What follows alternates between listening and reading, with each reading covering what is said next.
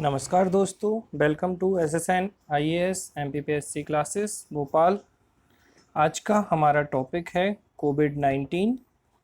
इस टॉपिक के अंतर्गत हम देखेंगे ओरिजिन कि कोविड-19 का ओरिजिन किस तरीके से हुआ है, दूसरा कॉज, उसके कारण, नेक्स्ट लक्षण सिम्टम्स, डायग्नोसिस निदान एंड प्रिवेंशन बचाव।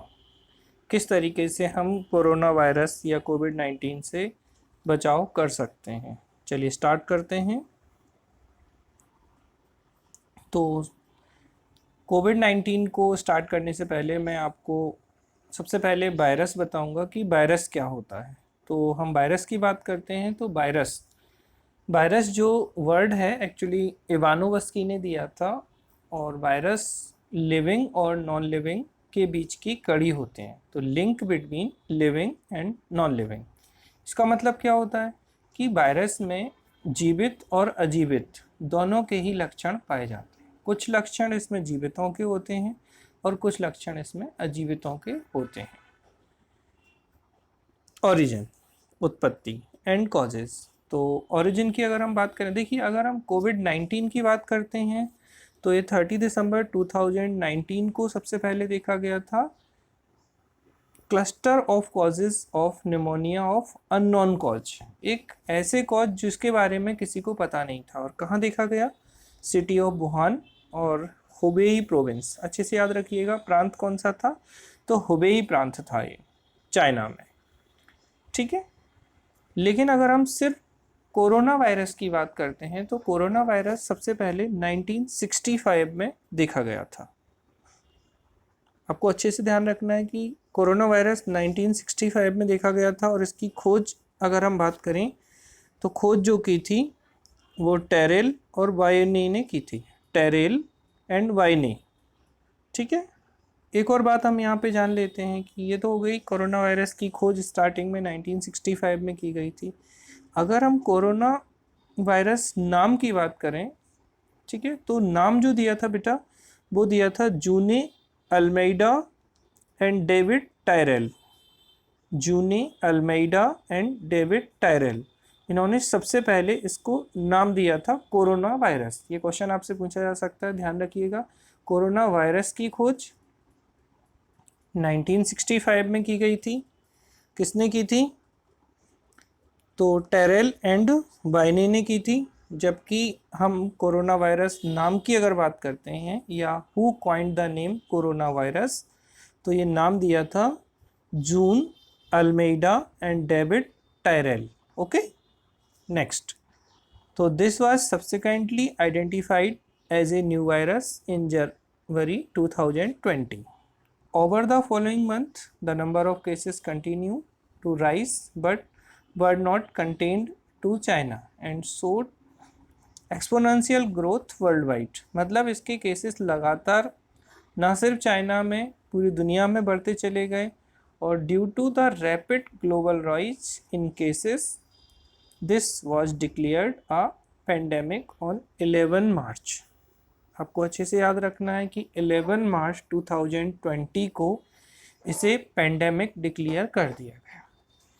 आपके लिए एक और वीडियो है हमारा जिसमें हम आपको एंडेमिक, एपिडेमिक, पेंडेमिक और आउटब्रेक, इससे संबंधित जानकारी देंगे, और कैसे एक डिसीज़ एंडेमिक से आउटब्रेक, आउटब्रेक से एपिडेमिक और एपिडेमिक से पेंडेमिक बन जाती है। तो उसमें हम इसके बारे में चर्चा करेंगे। नेक्स्ट हम देखते हैं इसका कॉज। तो कारण क्या था? तो कोविड-19 का जो कॉज है वो है सार्स CoV-2, मतलब severe acute respiratory syndrome corona virus 2। अच्छे से याद रखिएगा, कई लोग कोरोना वायरस ही कॉज बता देते हैं, तो आपको ये कॉमन नेम है, लेकिन वास्तविक कॉज क्या है? तो सार्स CoV-2। नेक्स्ट अब हम बात करते हैं इसके सिम्टम्स की। तो लक्षण की हम बात करें, सिम्टम्स मतलब लक्षण, तो कौन कौन से लक्षण दिखाई देंगे? तो इन लक्षणों को हम 3 कैटेगरी में डिवाइड करते हैं। पहला है मोस्ट कॉमन, जो सर्वाधिक पाए जाते हैं, फिर दूसरे हैं लेस कॉमन यानी कि जो थोड़े कम पाए जाते हैं, और तीसरे हैं सीरियस सिम्टम्स। तो फर्स्ट मोर कॉमन सिम्टम्स, सर्वाधिक जो पाए जाते हैं, तो फीवर, बुखार, ड्राई कफ, सूखी खांसी होगी, याद रखिएगा ड्राई कफ, टायर्डनेस, थकान होगी उसको। लेस कॉमन की बात करें तो एक्स एंड पीन्स, उसको दर्द रहेगा, सोर थ्रोट, गले में खरांश होगी, डायरिया, दस्त हो सकते हैं, कंजक्टिवाइटिस। कंजक्टिवाइटिस का मतलब होता है आंखों में इन्फ्लेमेशन होना, या इन्फ्लेमेशन इन कंजक्टिवा। कभी भी आइटिस वर्ड आए तो आप किसी भी रूट वर्ड के अंत में अगर आइटिस आता है तो उसका मतलब होता है इन्फ्लेमेशन। तो आप अच्छे से याद रखिएगा, इन्फ्लेमेशन। तो इन्फ्लेमेशन मतलब आइटिस, उसका लिटरल मीनिंग क्या है, इन्फ्लेमेशन। तो किसी भी वर्ड के पीछे अगर आइटिस आ जाता है, जैसे हेपेटाइटिस, तो हेपेट मीन्स लिवर और आइटिस मीन्स इन्फ्लेमेशन, तो इन्फ्लेमेशन इन लिवर, यकृत में इन्फ्लेमेशन हो गई है, तो कंजक्टिवाइटिस होगा, हेडेक, सिर दर्द होगा, लॉस ऑफ टेस्ट और smell, rash on skin, skin पर रेसेस हो जाएंगे, और डिस्कलरेशन ऑफ फिंगर्स और टोज, उंगलियों में और टोज में डिस्कलरेशन हो जाएगा। नेक्स्ट सीरियस सिम्टम्स की हम बात करते हैं, तो सीरियस सिम्टम्स में डिफ़िकल्टी ब्रीदिंग, सांस लेने में दिक्कत होगी, या शॉर्टनेस ऑफ ब्रीथ, सांस छोटी हो जाएगी। जैसे अस्थमा के पेशेंट को आप देखें तो वो सांस बहुत तेज़ी से लेते हैं, लेकिन उनकी लंग्स तक या एल्वियोलाई तक ऑक्सीजन नहीं जा पाती, जिससे वो तेज़ी से सांस लेते हैं। नेक्स्ट चेस्ट पेन होगा, या फिर प्रेशर, दबाव महसूस होगा, लॉस ऑफ स्पीच, बोलने में दिक्कत होगी, मूवमेंट में प्रॉब्लम हो सकती है। तो ये कॉमन सिम्टम्स हैं जिन्हें हमने देखा मोस्ट कॉमन, लेस कॉमन और सीरियस सिम्टम्स में। मोस्ट कॉमन में जैसे क्वेश्चंस आप सॉल्व करेंगे तो सबसे ज़्यादा आपको फीवर, ड्राई कफ और टायर्डनेस ये आपको दिखाई देगा, और सबसे ज़्यादा ये डिसीज जो प्रभावित करेगी वो लंग्स को करेगी। तो आपको ये ध्यान रखना है कि अगर हम अफेक्टेड ऑर्गन की बात करें कोविड-19 में, तो सबसे ज़्यादा अफेक्टेड ऑर्गन होगा लंग्स, यानी कि फेफड़े। नेक्स्ट डायग्नोसिस की बात करते हैं, तो अगर हमें बहुत ही इंस्टेंट टेस्ट करना है तो हम उसे बोलते हैं सीबी नाट। सीबी नाट का फुल फॉर्म देख लेते हैं, cartridged based nucleic acid amplification test. इसका फुल फॉर्म पूछा जा सकता है आपसे, तो cartridge based nucleic acid amplification test. दूसरा टेस्ट हम करते हैं आरटीपीसीआर। आरटीपीसीआर का फुल फॉर्म है, ऐसा तो रियल टाइम भी इसके आगे हम लगा सकते हैं, जो कॉमनली आपको पढ़ने मिलेगा, real time reverse transcription polymerase chain reaction, reverse transcription polymerase chain reaction. PCR काफ़ी इंपॉर्टेंट है, और एलिजा, कुछ केस में हम एलिजा टेस्ट के रूप में भी देख सकते हैं, और ELISA test enzyme linked immunosorbent assay, तो इसका फुल फॉर्म होता है। अब हम बात करते हैं प्रिवेंशन या बचाव की।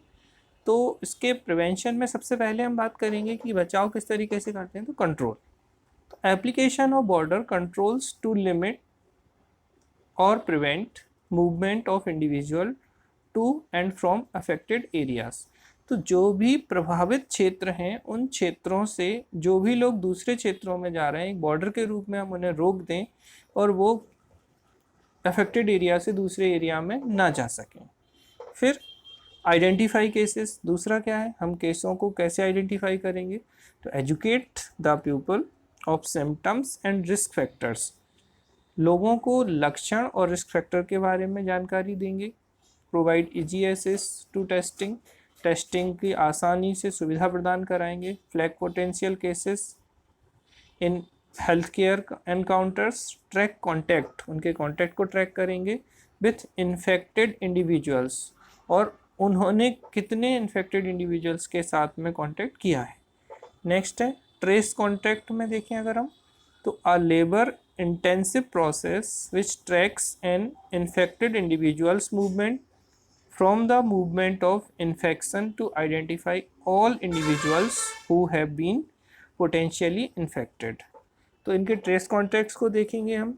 नेक्स्ट बात करते हैं प्रिवेंशन में क्वारंटाइन। तो अब हम क्वारंटाइन की बात करेंगे, तो separate an individual suspected of infection, जो भी व्यक्ति सस्पेक्टेड है इन्फेक्शन से उसे हम क्या कर देंगे, क्वारंटाइन कर देंगे। From contact with others for a certain period of time that covers the period of incubation for the disease. तो नॉर्मली 14 डेज का क्वारंटाइन किया जा रहा है, तो इस तरीके से 14 डेज तक के लिए क्वारंटाइन कर सकते हैं।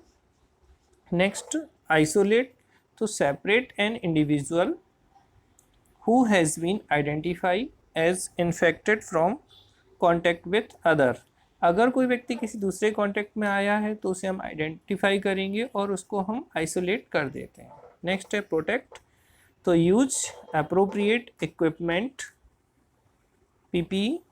ठीक है, पीपीई के बारे में आपने बहुत सुना होगा कि जो हेल्थ वर्कर्स हैं उनके लिए पीपीई किट की बात की जाती है। To protect health care workers who cannot avoid contact with infected individuals। ऐसे हेल्थ केयर वर्कर जो कि इन्फेक्टेड इंडिविजुअल्स से अपने आप को अलग नहीं रख पाते हैं, तो उनको पीपीई किट प्रदान की जाती है। नेक्स्ट, मैनेजमेंट की बात करते हैं। तो मैनेजमेंट हम प्रबंधन देखेंगे किस तरीके से कर सकते हैं। तो सबसे अच्छी चीज़ जो है वो है सोशल डिस्टेंसिंग। आप देखते हैं कि सबसे पहले सोशल डिस्टेंसिंग के लिए क्या किया गया, 22 मार्च को प्रधानमंत्री श्री नरेंद्र मोदी जी ने जनता कर्फ्यू लगाया सबसे पहले। तो सोशल डिस्टेंसिंग में क्या करेंगे, cancel events, closing institutions, work from home. जितनी भी इवेंट्स हो रही हैं उनको कैंसिल कर देंगे, जितने इंस्टीट्यूशन हैं, स्कूल, कॉलेज, कोचिंग इंस्टीट्यूशंस, उनको बंद कर देंगे। वर्क फ्रॉम होम, घर से ही कार्य को प्रमोट करेंगे। नेक्स्ट है एजुकेशन ऑफ पीपल, लोगों को शिक्षित करेंगे। To promote actions such as hand washing and avoiding groups. तो इसके लिए क्या करेंगे, सबसे इंपॉर्टेंट चीज़ है हैंड वॉशिंग और दूसरा है अवॉइडिंग ग्रुप्स। तो लगभग 20 सेकेंड के लिए आप कम से कम हैंड वॉश करेंगे प्रॉपर तरीके से और ग्रुप को अवॉइड करेंगे। Economic measures, to provide relief to individuals and business and to increase compliance with social distancing related policies. तो सामाजिक दूरी से संबंधित पॉलिसीज को बनाएंगे। All the measures aim to limit the population expose to infection and to reduce the transmission rate between them. तो ये सारे मेजर्स क्या कर रहे हैं कि जो इन्फेक्शन है उसको, एक्सपोजर को कम कर सकें, ट्रांसमिशन को कम कर सकें, जो भी लोग हैं उनसे संबंधित।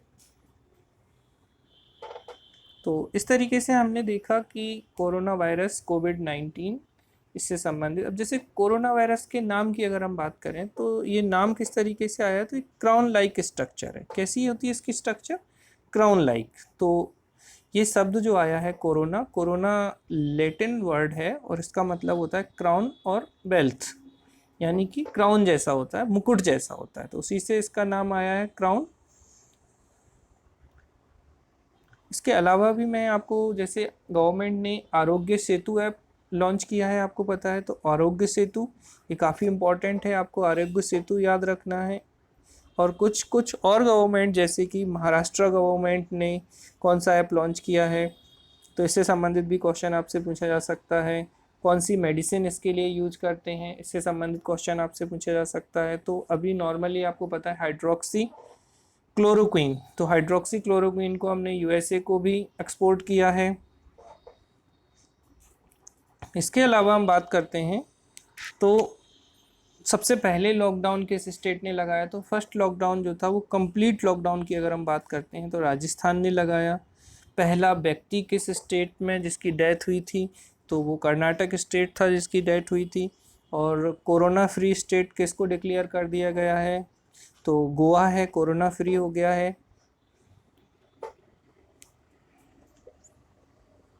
नेक्स्ट अगर हम बात करते हैं तो 5T प्लान, 5T प्लान किस स्टेट ने लॉन्च किया है, तो 5T प्लान के अंतर्गत जो लॉन्च किया गया है, इन 5T को हम देखें तो टेस्टिंग, ट्रेसिंग, 5T, मतलब 5 बार टी हम लेंगे इसमें। तो फर्स्ट टी है testing, second T means tracing, third treatment, 4 team work और 5 ट्रैकिंग।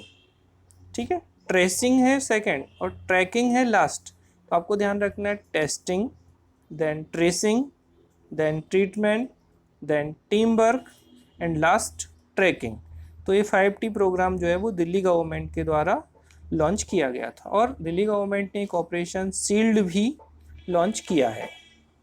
तो आपको अच्छे से ध्यान रखना है कि ऑपरेशन सील्ड किसके द्वारा लॉन्च किया गया, तो दिल्ली गवर्नमेंट के द्वारा लॉन्च किया गया था। हेल्थ केयर वर्कर्स के लिए डबल सैलरी का प्रावधान जो किया गया है बेटा, वो हरियाणा गवर्नमेंट के द्वारा किया गया है। तो याद रखिएगा, हरियाणा गवर्नमेंट ने हेल्थ केयर वर्कर्स के लिए डबल सैलरी की बात की है। तो ये काफ़ी इंपॉर्टेंट क्वेश्चन हो जाता है आपका। एक मोदी किचन है, तो ये तमिलनाडु गवर्नमेंट के द्वारा मोदी किचन लॉन्च किया गया है। और यूनियन मिनिस्टर की अगर हम बात करते हैं, हमारा टेक्नोलॉजी डिपार्टमेंट और ministry of health and family welfare ने जो ऐप लॉन्च किया है ट्रैक करने के लिए, वो है कोरोना कवच। तो ये भी आपको ध्यान रखना है, कोरोना कवच।